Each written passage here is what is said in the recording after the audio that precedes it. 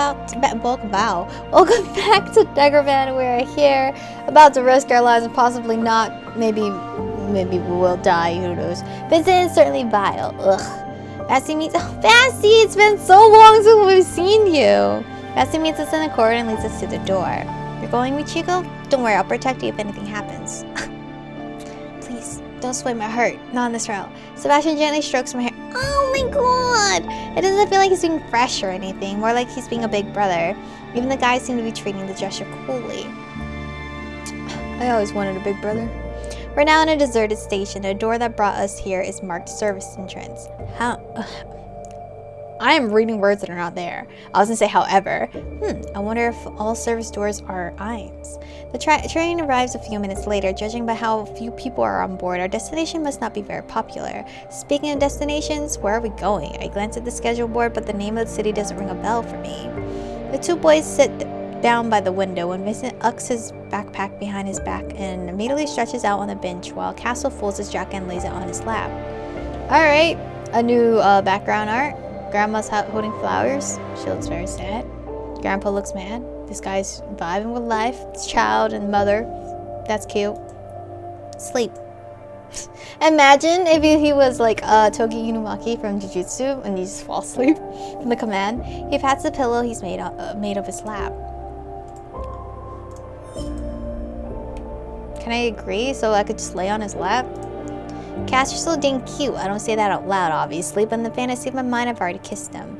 Of course, I'll take advantage of your offer. I lay down on Cass's jacket and breathe in his scent. It's the same scent I had relished in only a few days ago, even though those few days now feel like an eternity. So pleasant and familiar. I rub my cheek against the fabric, then stop myself. Hopefully he thinks I'm just making myself comfortable, not reveling in the moment. Wake up, we're almost there. Cass's soft voice rouses me from my slumber. It's nice waking up to the sound. I could wake up like this every morning for the rest of my life. Why didn't that asshole make us a door? It's a small city and only a few hours away. Besides, this is the first time anything has happened here. He's just a lazy old fart. We arrive at a hotel and check into 2 rooms. The guys then settle down on a large bed in their own as I make myself comfortable on a sofa.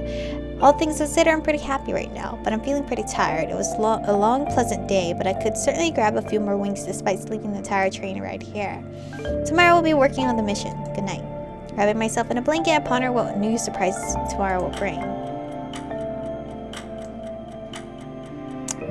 Well, at least we're not in that strange room. We're actually somewhere else. Unexpectedly, I wake up early. I must have slept well last night. Then an insidious idea immediately comes to mind. I should search for a sleeping Cass. So I creep into their room as quietly as I can. Oh, how cute! How cute! This is so cute! But what I find is somewhat unexpected.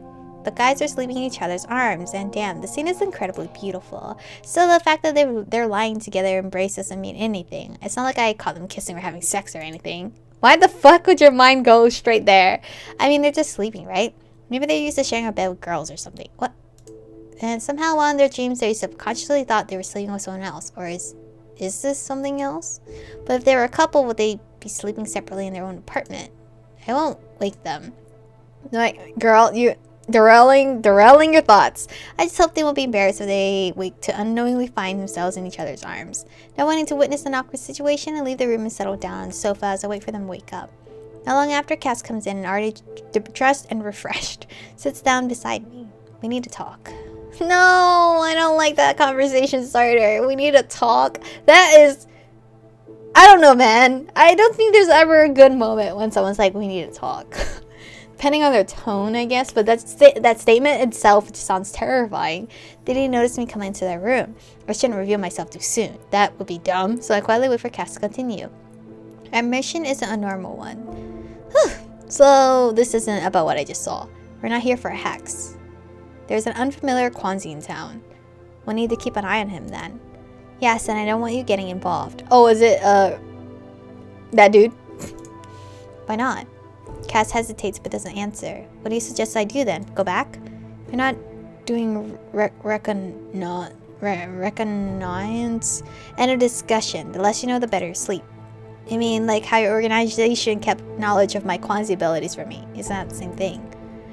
I'm fed up with things being kept from me all the time. Even Cass is doing it to me now. He always seems so straightforward and honest with me before.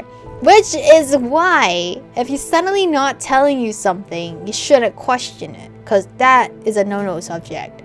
But my girl's not seeing that. The situation is different. You'll just have to accept it. It's clear from his tone of voice that Cassel won't be changing his mind. But, no buts. Trust me. It's fine. Cass has done so much for me. I really should show my gratitude in some way, so if he's asking me to sit tight and do nothing, I should listen. Alright. He pats my shoulder reassuringly. I'll try to make this trip a pleasant adventure. Even now, Cass is trying to make me feel better. He's so sweet in his own unique way. Go for a walk. There's a park nearby. I'm allowed to just walk out? I don't need protection here? Not really wanting to sit around in my room doing nothing, I nod and we head downstairs and— oh wait, okay, we're going together. I was so confused.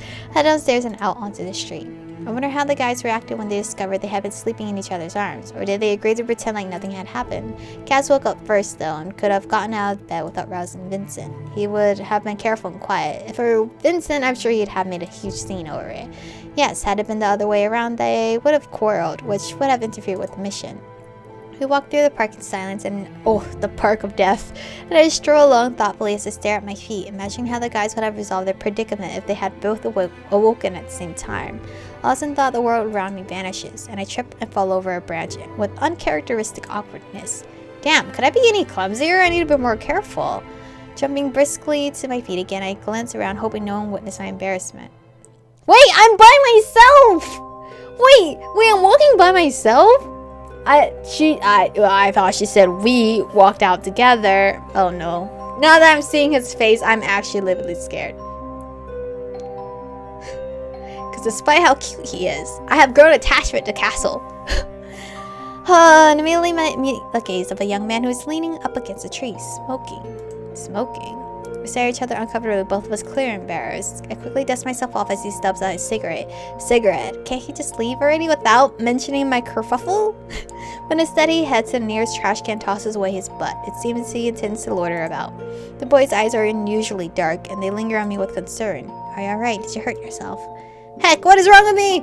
Am I really so pathetic that even a delinquent smoking cigarettes is now concerned about me? He doesn't look as charming here because, you know, the jacket is covering him, so it makes him kind of look like a creeper, especially with how we met this guy. Despite us meeting him in the party, and then I was all for him. Yeah, I'm fine. Are you new around here?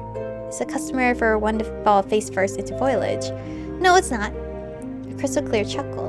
It's just that this is a small town with few young people. If you were from here, I would know you.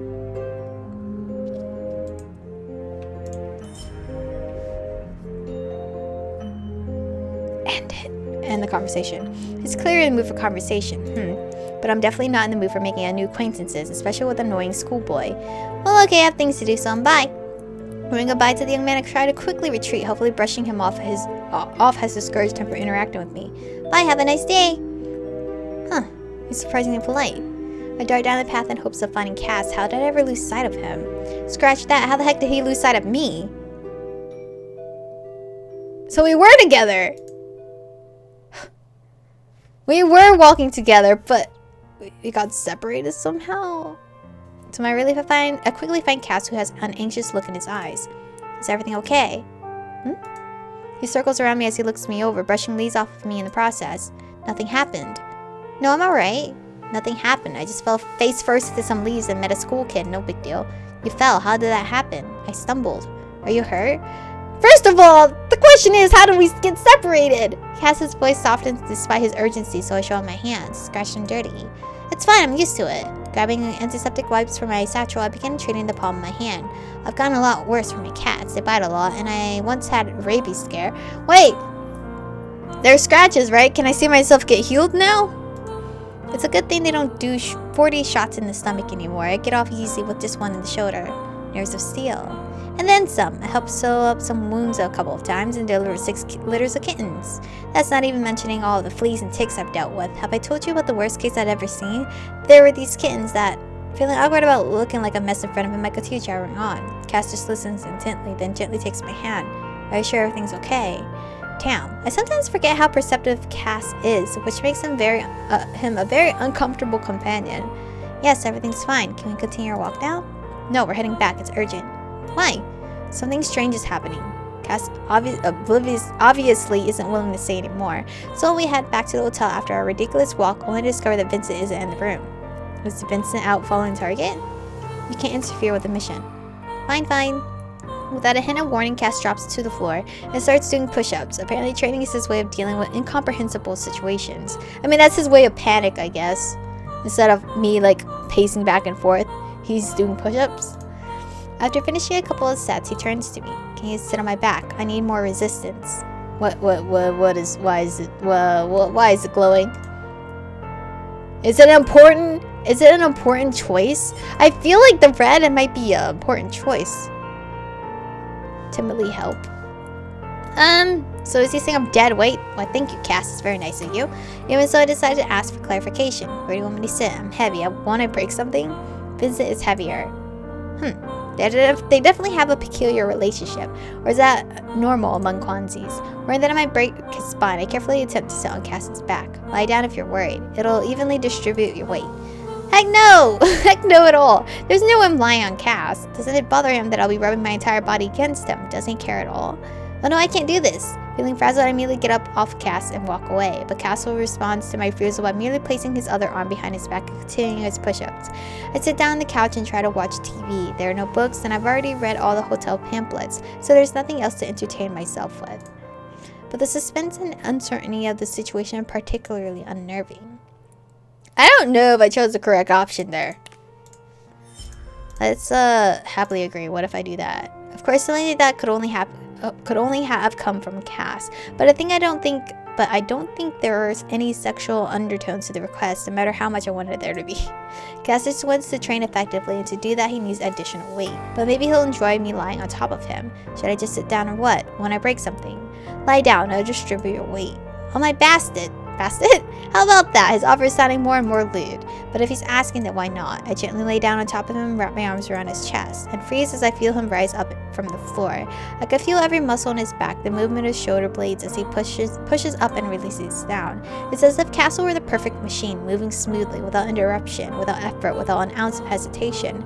Laying on top of him like this, I thought there'd be something sensual about it, but Cass's attitude makes it feel like nothing more than a training session. Once he finishes, I quickly move away in a state of disarray before spinning around to look at him. In the half hour that he'd been doing his push-ups with me lying on him, he didn't even break a sweat. Clearly, that was nothing for him. That wasn't even training, he was just having fun. I sit down on the couch and try to watch TV. There are no books, and I've already read all the hotel pamphlets, so there's nothing else to entertain myself with. Okay, that wasn't much of a huge difference. For lunch, we head down to the first floor, where there's a small cafe. Vincent is already there waiting for us. He doesn't even greet me, because of course he doesn't. His usual attitude towards me seems to be either derisive or indifferent. Deciding to pay close attention to how the guys react to each other, I notice a trace of tenderness in Cass's demeanor. Since the cafe is self-serve, I'm able to observe a few things about... A few interesting things. First, Cass orders food not only for himself, but for Vincent as well. And he doesn't even ask him what he wants, so Cass is apparently knowledgeable of Vincent's taste. He then carries all the food trays to our table, his, Vincent's, and my own. Cass pours lemonade into Vincent's glass, but before carefully handing him napkins, all without a single word passing between them. Vincent, on the other hand, eats everything without complaint, and even steals liberally from Cass's plate with no shred of remorse. But I don't think this display is indicative of a special relationship between them. Cassel, for the most part, is just as attentive and caring with me. It's just that he has a temper, and Vincent has the audacity to take advantage of it. Since they've been partners apparently for a long while now, it isn't all that surprising that Cassel knows his friend's preferences so well. My phone buzzes in the middle of our meal. It seems I've gotten a text from an unknown number. Why and how did he get my number? Hi, we met in the park yesterday. I hope you remember me. I'm the blonde guy with black eyes. You had black eyes? I thought you had blue eyes. My name is Rodian, by the way. Of course I remember him. It isn't every day that I meet someone with such a remarkable appearance. Except for the other Kwanzis, of course.